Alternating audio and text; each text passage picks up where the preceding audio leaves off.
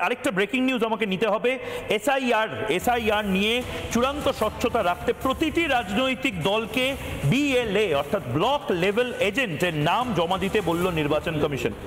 আবারও বলছি, প্রত্যেক রাজনৈতিক দলকে ব্লক লেভেল এজেন্ট অর্থাৎ যারা বুথ লেভেল এজেন্ট কাজ করেন, যারা সেই বুথ লেভেল এজেন্টের নাম জমা দিতে হয়। বুথ এজেন্ট হয়ে যারা বসবেন, রাজ্যে এসআইআর শুরু হলে বুথ লেভেল অফিসাররা বাড়ি বাড়ি গিয়ে ভোটার তালিকার পুনর্মূল্যায়নের কাজ করবেন। সেখানে বিএলওদের সঙ্গে প্রত্যেকটি রাজনৈতিক দলের একজন করে বুথ লেভেল এজেন্ট থাকবে।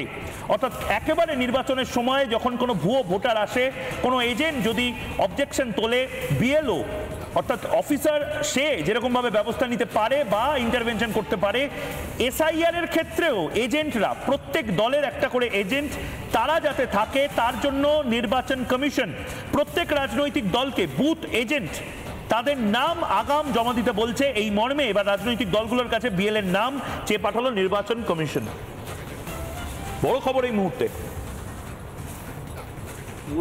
একটা উত্তর নির্বাচন কমিশন এই যে উদ্যোগটা নিয়েছে একেবারে গণতান্ত্রিক উদ্যোগ না, তাতে তৃণমূল কি অংশ হবে? বলছি, নির্বাচন কমিশন চাইছে না কোথাও কোনো বিভ্রান্তি হোক। সব দলের বুথ লেভেলের যারা কর্মী তারা থাকুক, একজন করে থাকবে রিপ্রেজেন্টেটিভ। তাদের সামনে এগুলো গোপনীয়তার তো কোনো ব্যাপার নেই। এই যে রাজ্যের শাসক দল বারবার বলছে একটা নাম বাদ দিলে দেখে নেবো, প্রায় হুমকি দেওয়া হচ্ছে, থ্রেট করা হচ্ছে। নির্বাচন কমিশন তো গণতান্ত্রিক উপায়ে কাজ করছে। তারা তো প্রত্যেক রাজনৈতিক দলকে বলেছে যে তোমরা তোমাদের বুথ লেভেল এজেন্টদের দিয়ে দাও। তাদের সামনেই যারা বিএলও বুথ লেভেল অফিসার তারা বাড়ি বাড়ি যাবেন, তোমরাও সঙ্গে থাকো এবং গোটা ঘটনাটা তোমরা সবাই সাক্ষী হও। এর চেয়ে আর কি গণতান্ত্রিক হতে পারে? আসলে রাজ্যের শাসক দল একটা জিনিস বুঝে গেছে।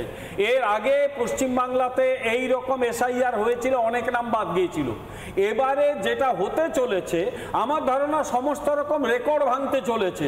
বিহারে যদি 65 লক্ষ বা 70 লক্ষ হয়ে থাকে, এখানে তার সঙ্গে 1 কোটি জুড়ে, এখানে 1 কোটি হয়ে যেতে পারে। তাতে তো এই শাসক দলের তো একেবারে নাভিশ্বাস উঠবে। না, তার থেকেও বড় কথা বিমল দা, এই যে আপনি এজেন্টের কথা বলছেন না, প্রত্যেক রাজনৈতিক দলকে এটা একদম ফ্রি এবং ফেয়ার একটা জায়গা তৈরি করার জন্য নির্বাচন কমিশন করছে। কিন্তু মমতা বন্দ্যোপাধ্যায় কি তৃণমূল কংগ্রেসের কারা এজেন্ট হবেন সেই নামগুলো দেবে? মমতা বন্দ্যোপাধ্যায় এই বিএলএ বা বুথ এজেন্ট, মমতা বন্দ্যোপাধ্যায় তো ওপেন বলেছেন যে বুথ এজেন্টের নাম এত তাড়াতাড়ি আমরা দেবো কেন, এটা তো আমরা ঠিক করব। আরে এসআইআর এর ক্ষেত্রে দাঁড়িয়ে আপনাদের অবজেকশন থাকবে, আপনাদের দলের কেউ থাকবে না দাঁড়িয়ে যে এ ভোটার কিনা, এ বাইরের কিনা, এ প্রতিবেশী বিদেশে চলে গেছে কিনা, এই সমস্ত কিছু ওখানে না থেকে পরে গোলমাল করার রাস্তা রেডি করা অপশন নেই। এইবার চাপ দেওয়ার জায়গাটা তৈরি হচ্ছে, মমতা বন্দ্যোপাধ্যায় বুঝতে পারছেন। আমি শুনি মমতা বন্দ্যোপাধ্যায়। নানা ধরনের কন্টেন্ট দেখার জন্য লাইক করুন, শেয়ার করুন আমাদের ফেসবুক পেজ, সাবস্ক্রাইব করুন আমাদের ইউটিউব চ্যানেল। পাশাপাশি অন্যান্য ব্রেকিং নিউজের জন্য অবশ্যই চোখ রাখুন রিপাবলিক বাংলায়।